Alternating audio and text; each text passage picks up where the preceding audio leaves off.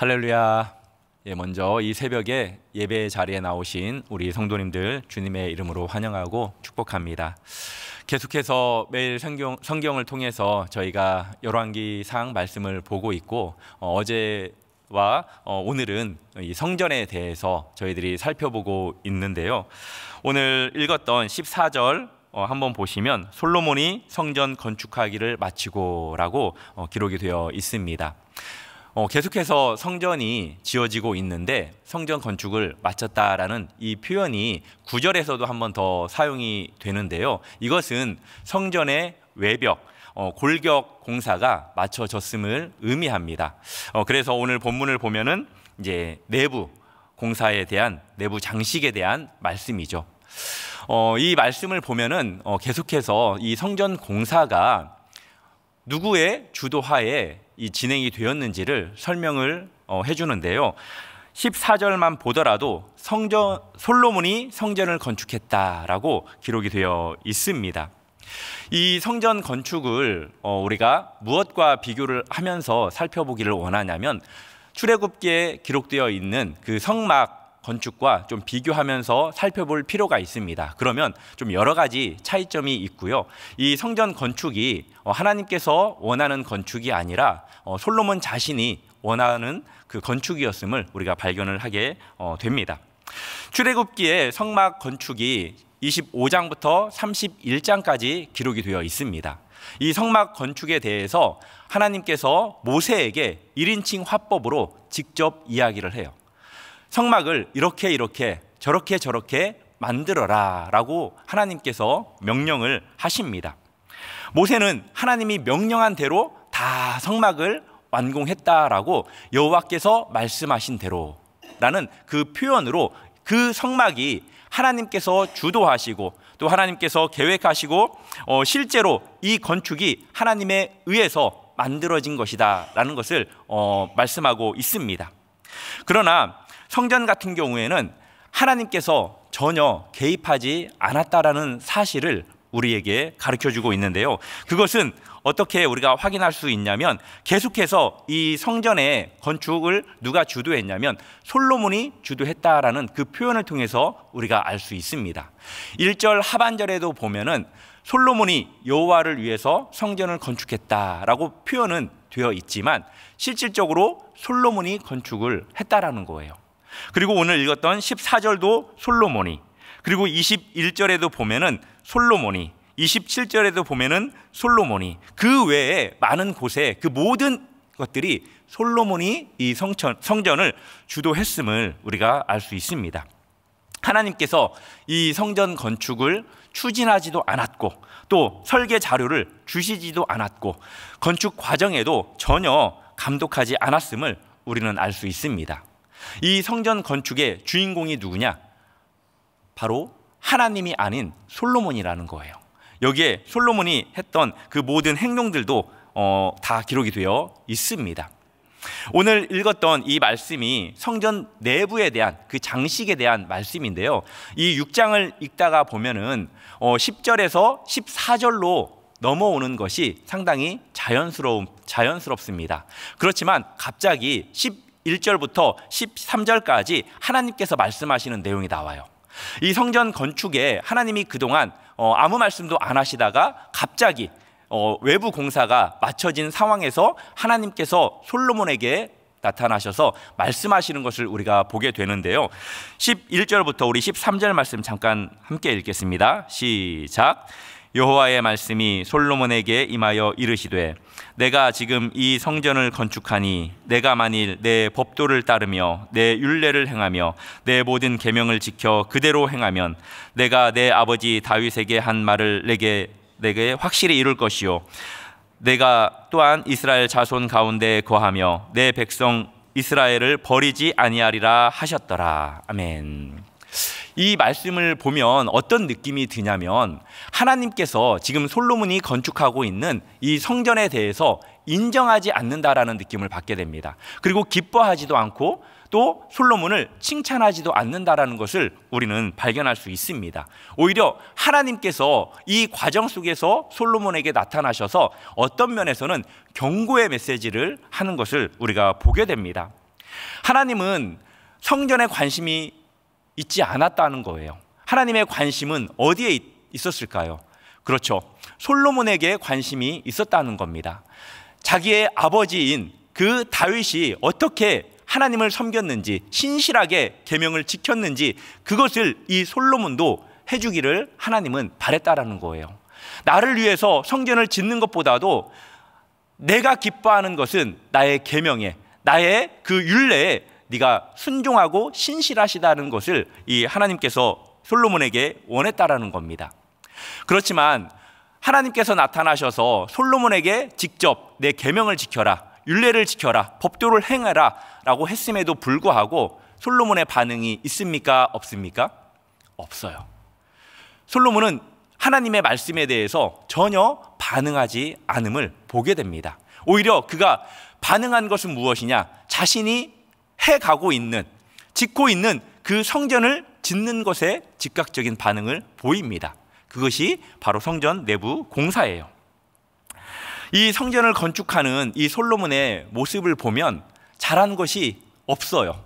저도 어렸을 때부터 솔로몬 왕을 매우 좋아했습니다.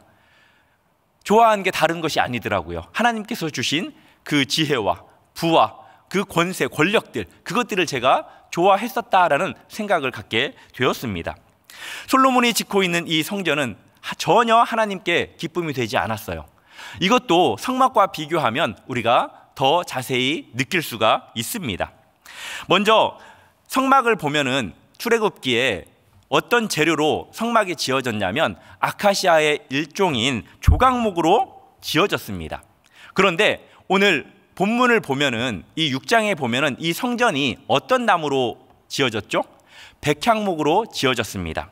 뭐 조각목이나 백향목이나 거기서 거기 아니야 라고 생각할 수 있을 것입니다. 그리고 여기에서는 뭐 특별한 차이에 대해서 언급을 하고 있지 않아요.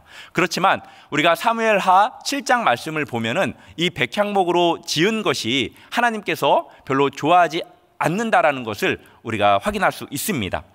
사무엘하 7장 2절 말씀을 한번 보도록 하겠습니다. 제가 읽어드리도록 하겠습니다. 이제 왕이, 이 다윗 왕이 성전을 지키기를 원했던 그 마음이 생겼어요. 그리고 나단 선지자와 이야기를 하는 내용이고 또 하나님이 또 함께 대화를 나누는 내용인데요. 사무엘하 7장 2절에 보면은 왕이 선지자 나단에게 이르되 볼지어다 나는 백향목 궁에 살거늘 하나님의 궤는 휘장 가운데 있도다. 다윗이 살고 있었던 곳은 백향목 궁이라고 했고 지금 하나님께서 있는 곳은 휘장 가운데 있다라고 말합니다. 그 마음을 하나님께서도 아셨어요. 그래서 하나님이 다윗에게 뭐라고 말씀하시냐면 7장 6절부터 7절 말씀에 보면은 이렇게 기록이 되어 있습니다. 내가 이스라엘 자손을 애굽에서 인도하여 내던 날부터 오늘까지 집에 살지 아니하고 장막과 성막 안에 다녔나니 이스라엘 자손과 더불어 다니는 모든 곳에서 내가 내 백성 이스라엘을 먹이라고 명령한 이스라엘 어느 지파들 가운데 하나에게 내가 말하기를 너희가 어찌하여 나를 위하여 백향목 집을 건축하지 아니하였느냐고 말하였느냐. 아멘. 하나님께서 백향목 궁에 살고 싶지 않다라는 그러한 느낌을 우리가 여기에서 발견할 수 있습니다. 하나님은 성막 안에 있는 것에 만족하다라는 그 표현을 우리가 알 수 있는 것이죠. 백향목이라는 이 나무는 너무나도 아름답고 그리고 건축하기에 좋은 재료로 쓰임받는 나무입니다. 그렇지만 이 나무가 구약에서는 어떤 의미로 사용이 되냐면, 표현이 되냐면 교만함, 그리고 자만함, 그리고 자랑하는 자를 표현하는 그 상징적인 의미로 쓰이는 나무가 백향목이에요. 그리고 많은 선지자들이 백향목이 베어질 것이다, 파괴될 것이다, 백향목으로 만든 그 널빤지들이 불에 탈 것이다 라는 그러한 표현들을 통해서 궁극적으로는 심판의 대상으로 표현하고 있는 것이 또 이 백향목이에요. 솔로몬 왕은 이 나무를 가지고 무엇을 지었죠? 지금 성전을 짓고 있는 것입니다. 솔로몬이 지었던 이 성전은 너무나도 아름답고 화려한 것을 우리는 알 수 있습니다. 우리 사진 한번 좀 띄워 주시겠습니까? 제가 계속 말씀은 전해 드리도록 하겠습니다. 사진을 보시면 어떻습니까? 화려하죠. 저도 이 사진을 보면서 와, 정말 화려하다라는 그러한 생각을 갖게 되었습니다. 벽은 무엇으로 만들었냐면 다듬은 돌로 만들었습니다. 돌이 안 보이죠. 그리고 바닥은 잣나무 널판으로 만들었어요. 바닥도 무엇으로 만들었는지 잘 보이지 않습니다. 그리고 내부의 벽, 천정까지는 무엇으로 만들었냐면 백향목 널판으로 만들었습니다. 그리고 벽면에는 그룹들과 종려나무, 잘 보이지는 않을 수도 있겠는데요, 활짝 핀 꽃으로 그것들을 새겼습니다. 이 모든 것들이 궁극적으로 무엇으로 덧입혀지냐면 금으로 덧입혀져요. 엄청나게 많은 금이 여기에 사용이 되었습니다. 지금 현재 우리가 살고 있는 그러한 수치로 환산해서 말씀을 드리자면 18톤 정도, 18톤이 어느 정도인지 저도 감이 잘 오지는 않더라고요. 그만큼 많은 금으로 다 도배가 된 곳이 바로 이 성전입니다. 너무나도 아름답고 화려하게 만들었어요. 그렇지만 이 안에도 하나님께서 원하지 않는 모습으로 이 성전이 내부가 장식된 것을 우리가 말씀을 통해서 계속해서 확인할 수 있는데, 그 무엇보다도 지성소의 디자인입니다. 지성소의 디자인이 보면은 상당히 높은 곳에 이렇게 만들어진 것을 볼 수 있는데, 그 디자인은 다름 아닌 이 시대에 우상을 섬기던 그러한 산당과 신전들에서 있었던 그러한 제단의 모습을 보이고 있습니다. 그리고 언약궤 위에 있는 그러한 그룹이 있지 않습니까? 언약궤가 서로 마주보고 법궤를 이렇게 아래로 내다보는 그러한 모습으로 성막 안에 언약궤가 있었는데요, 법궤가 있었는데, 지성소에 있었는데, 그것은 어떤 의미를 가지고 있냐면 하나님께 나아가는 것이 바로 말씀을 통해서 속죄소를 통해서 하나님께 나아간다는 의미를 가지고 있습니다. 그렇지만 여기에서는 어떤 모습을 보이고 있냐면 정면을 향해 있어요. 성전, 신전과 그리고 왕궁의 입구를 지키는 그러한 그룹들처럼 성전 안으로 들어오는, 성소로 들어오는 그러한 입구를 지키는 것처럼 그러한 모습을 띠고 있다라는 거예요. 이 모든 것들도 궁극적으로는 하나님께서 기뻐하시는 그러한 모습의 디자인이 아니라 하나님께서 원하지 않는 그러한 모습의 디자인으로 이 성전을 만들었다는 겁니다. 내려주셔도 좋겠습니다. 이 솔로몬이 이 성전을 지으면서도 본인이 이 사용했던 그러한 언어들, 이 언어들을 통해서도 그가 어떠한 사상으로 이 성전을 지었는지 우리가 확인할 수 있는데요, 모든 성전이든 성막이든 성전이든 시작한 기간과 또 마무리된 그 일정에 대해서 다 기록이 되어 있습니다. 성막 같은 경우에는 출애굽한 후에 셋째 달에 시내 광야에 도착을 하죠. 그리고 하나님께서 모세를 부릅니다. 모세는 시내산에 올라가서 대략 40일의 시간을 보내요. 그리고 나서 성막을 짓는데요, 대략 7개월에서 8개월 정도 소요된 것으로 봅니다. 그리고 성막이 완공된 후에는 바로 법궤를 안치를 시켜서 하나님께서 충만히 임재한 그 임재의 모습들을 드러내 줍니다. 그렇지만 오늘 읽었던 이 성전 건축에 사용된 이 용어들을 보면은 솔로몬이 어떤 용어들을 사용하냐면 출애굽과 연관돼서 이렇게 건축을 시작했다라고 표현을 하고 있기도 하지만, 여기에 어떤 것을 첨가시키냐면 솔로몬의 통치 기관과 이렇게 연결해서 언급을 합니다. 그리고 완공된 그 날짜가 어디에 기록이 되냐면 6장 38절 마지막 절에 기록이 되어 있는데요, 11째 해 불월 곧 8째 달에 그 설계와 식양대로 성전 건축이 다 끝났으니 솔로몬이 7년 동안 성전을 건축하였더라. 여기에 사용된 그 용어를 보면은 어떤 용어가 기록되어 있냐면 달력에 대한 용어가 기록되어 있습니다. 뭐라고 기록되어 있죠? 불월 8째 달이라고 표현이 되어 있는데 1절에 보면은 10월이라고도 기록이 되어 있고, 이 앞절에도 보면은 10월이라는 표현이 있습니다. 그리고 8장 2절에 보면은 에다님 월이라는 또 이 표현이 되어 있어요. 그러니까 솔로몬이 이 성전을 건축하면서도 이스라엘 백성들에 대해서, 하나님에 대해서 더 관심을 두기보다도 이방 나라들, 자신을 과시하기 위한 그것에 더 관심을 두는 것을 보게 됩니다. 이 달력이 가나안 원력으로 지금 사용되어 있는 것이거든요. 그리고 자신이 통치한 그 기간을 언급하고 있습니다. 자신의 그 통치 기간 동안 자신의 업적을 드러내기 위해서 이렇게 솔로몬은 표현하고 있는 것입니다. 그리고 봉헌식도 완공된 후에 바로 진행을 해야 되지만 성경을 읽어보면 11개월이라는 그 시간이 지난 후에 완공식을 하는 것을 보게 됩니다. 그것도 조금은 이상하죠. 인간적인 관점으로 보면은 이 성전은 너무나도 아름답습니다. 그렇지만 신학적인 관점에서 보면은 상당히 부정적인 의미가 많이 내포되어 있는 게 바로 이 성전 건축입니다. 오히려 성막 때보다도 이 성전을 통해서 솔로몬은 하나님의 백성들이 하나님께 가까이 나아갈 수 있도록 그렇게 노력을 했었어야 함에도 불구하고 오히려 퇴보시키는 그러한 모습을 보이게 됩니다. 성전이 너무나도 아름다웠죠. 그렇지만 이 성전에서 하나님을 참된 예배를 드린 적은 몇 번 되지 않는다라는 것을 우리는 알아야 합니다. 솔로몬 왕도 이렇게 아름다운 성전을 지어놓고도 이곳에서 예배드리지 않고 오히려 다른 곳에서 산당에서 제사 드리는 것을 우리는 성경을 통해서 보게 됩니다. 11장 5절에 보면은 솔로몬이 어떻게 그렇게 우상을 섬기냐면은 아스다롯과 몰록을 섬겼다라고 기록이 되어 있습니다. 그리고 심지어 예루살렘 동쪽 가까운 산에, 그 산은 어떤 산이냐면 감람산이에요. 감람산. 거기에 그모스와 몰록을 위한 제단을 만듭니다. 즉 산당을 만들었다라는 거예요.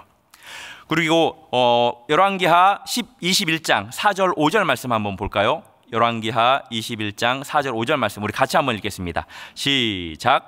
여호와께서 전에 이르시기를 내가 내 이름을 예루살렘에 두리라 하신 여호와의 성전에 제단들을 쌓고 또 여호와의 성전 두 마당에 하늘의 1월 성신을 위하여 제단들을 쌓고. 이 표현은 어떤 의미를 가지고 있냐면 이 솔로몬 왕이 그 성전에서 하나님을 예배했었어야 함에도 불구하고 다른 곳에서 이렇게 제사를 드리고 이방신을 섬기다 보니까 이제는 하나님의 성전 안에까지 이방의 제단들이 들어왔다라는 거예요. 이방 신들을 위하여 제단들을 쌓게 되었다라는 겁니다. 이 성전을 통하여 이스라엘 백성들로 하여금 하나님을 예배하고 또 하나님의 백성으로서 하나님의 말씀대로 순종하는 삶을 살게끔 했어야 함에도 불구하고 하나님으로부터 복을 받게 했었어야 함에도 불구하고 솔로몬으로 하여금 오히려 이방신을 섬기는, 우상을 섬기는, 오히려 재앙을 받게 되는 그러한 모습들을 보게 된다라는 겁니다. 솔로몬이 지은 이 화려한 성전 안에서 참된 예배는 사라졌습니다. 오히려 일찍부터 예배가 타락해버리는 그러한 일조를 하게 된 곳이 솔로몬이 지은 솔로몬의 성전이라는 사실을 우리는 알아야 합니다. 참된 예배가 보편적인 시대가 되었어야 함에도 불구하고 예외적인 시대가 되어버린 그 곳이 바로 솔로몬의 성전입니다. 사랑하는 성도 여러분, 하나님께서 이 불순종한 솔로몬과 또 불순종한 이스라엘 백성들에게 어떠한 재앙을 내리십니까?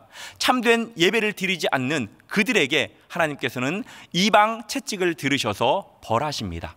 궁극적으로는 아름답게 세상 사람들이 인정하는 그 성전이 회파됩니다. 그리고 하나님께서 임재하시는 그곳이 회파됨으로 인해서 하나님이 떠나게 되죠. 왜 하나님은 이렇게 만드셨을까요? 그리고 이것이 이스라엘 백성들에게 모든 것이 끝난 것일까요? 하나님은 그렇지 않습니다. 이 열왕기서를 보면은 여호야긴이 이제 일어나는 것을 보게 됩니다. 다시 회복되는 것을 보게 됩니다. 왕이 회복된다는 것은 궁극적으로 성전이 회복된다라는 것을 의미합니다. 그리고 앞으로도 회복될 일이 미래에 남아 있다라는 것을 의미하는 거죠. 하나님께서 구약에서는 당신이 임재하는 장소를 지정하셨어요. 바로 그곳이 성막이었고 바로 그곳이 성전이었습니다. 그렇지만 신약 시대에는 하나님께서 어떻게 임재하십니까? 하나님께서 성령을 통해서 보이지 않는 교회를 만드시고 하나님께서 그 성령을 통해서 우리 안에 임재하셔서 우리로 하여금 움직이는 교회, 하나님께서 임재하는 교회로 만드셨다라는 사실을 우리는 알아야 합니다. 그래서 우리가 교회인 거예요. 그것도 움직이는 교회, 하나님께서 임재하는 교회가 바로 우리라는 겁니다. 그러면 우리는 어떠한 삶을 살아야 할까요? 그렇습니다. 우리가 어떻게 살아야 하냐면 솔로몬과 같이 그 시대에 이스라엘 백성들과 같이 살지 않아야 한다라는 거예요. 참된 예배자로서 하나님을 만나는 삶을 살아야 한다라는 것이죠. 우리가 성전이라는 사실을 고린도전서 3장 16절을 통해서 다시 한번 우리가 확인할 수 있는데요. 우리 16절 17절 말씀 한번 같이 읽겠습니다. 시작. 너희는 너희가 하나님의 성전인 것과 하나님의 성령이 너희 안에 계시는 것을 알지 못하느냐. 누구든지 하나님의 성전을 더럽히면 하나님이 그 사람을 멸하시리라. 하나님의 성전은 거룩하니 너희도 그러하니라. 아멘. 솔로몬 왕이 지었던 그 성전은 거룩한 곳이었어요. 하나님께서 그곳에 임재하셨기 때문에 그곳이 거룩한 곳이었습니다. 솔로몬과 이스라엘 백성들은 그 전을 더럽혀서는 안 됐었습니다. 그렇지만 더럽혔죠. 그리고 우리에게 그것은 큰 교훈을 주고 있습니다. 우리도 성전이라고 분명히 말합니다. 너희는 하나님의 성전이다. 왜? 우리 안에 성령님이 거하시기 때문에. 하나님께서 거룩하기 때문에 너희도 거룩하라. 너희는 성전이기 때문에 거룩하라 라고 말합니다. 우리가 어떻게 깨끗해져야 된다라는 이러한 상태적인 의미가 아니라는 것을 잘 알죠. 이 거룩이라는 것은 관계입니다. 하나님의 말씀과 하나님의 율례와 하나님의 법도를 우리가 지키면서 하나님을 예배하는 삶을 살 때, 하나님과의 깊은 교제와 그 관계 속에 살 때 우리가 거룩해진다라는 거예요. 우리는 하나님의 살아계신 성전이십니다. 하나님께서 우리에게 어떻게 말씀하시냐면 고린도후서 6장 16절 하반절에 보면은 내가 그들 가운데 거하며 두루 행하여 나는 그들의 하나님이 되고 그들은 나의 백성이 되리라. 궁극적으로 하나님께서 이스라엘 백성 그 성전을 떠나셨지만 예수 그리스도를 통하여서 다시 하나님의 백성 그리스도인들에게 임하시고 임재하시고 거하셨던 것처럼 우리들에게 그렇게 거하셔서 하나님이 친히 하나님이 되고 하나님이 우리를 하나님의 백성이라고 말씀하신다라는 거예요. 사랑하는 성도 여러분, 우리는 하나님의 성전입니다. 우리가 이 세상에 살면서 무엇을 통해서 하나님께 영광을 돌릴 수 있겠습니까? 가장 중요한 것은 예배입니다. 우리가 이렇게 주님의 전에 나와서 하나님께 예배를 드림으로 하나님께 영광을 돌릴 수 있는 거고요. 두 번째는 우리가 삶의 예배를 통해서 하나님께 영광을 돌릴 수 있습니다. 우리는 움직이는 교회입니다. 우리가 가는 곳곳마다 바로 그곳이 성전입니다. 그곳을 통하여서 우리는 하나님의 살아계심을 드러내야 되고 그곳에서 우리가 하나님을 예배해야 됩니다. 분리되는 그러한 삶을 살아서는 안 된다는 것이죠. 오늘 하루도 우리가 세상에서 살아갈 것입니다. 우리가 교회이지만 때로는 넘어지고 때로는 서고 그리고 아픔과 슬픔과 그리고 눈물과 고통을 겪는 그러한 시간들을 보낼지도 모르겠습니다. 그렇지만 하나님께서 핏값으로 세운 교회를 하나님이 포기할까요? 절대 포기하지 않습니다. 예수님께서 그 핏값으로 우리를 세우셨기 때문에 하나님께서 하나님의 교회인 성전을 하나님께서 반드시 아름답고도 건강한 모습으로 계속해서 만들어 갈 것입니다. 오늘 하루도 세상 속에서 우리를 붙들고 하나님의 거룩한 성전이요 거룩한 교회로 살아가기를 바라는 그 하나님을 위한 삶을 살아가시는 저와 우리 성도님들 되기를 주님의 이름으로 축복합니다. 이 시간 말씀을 생각하면서 기도하고 또 각자 가지고 나오신 그 기도의 제목들 기도하시고 자유롭게 돌아가도록 하겠습니다. 함께 기도합니다.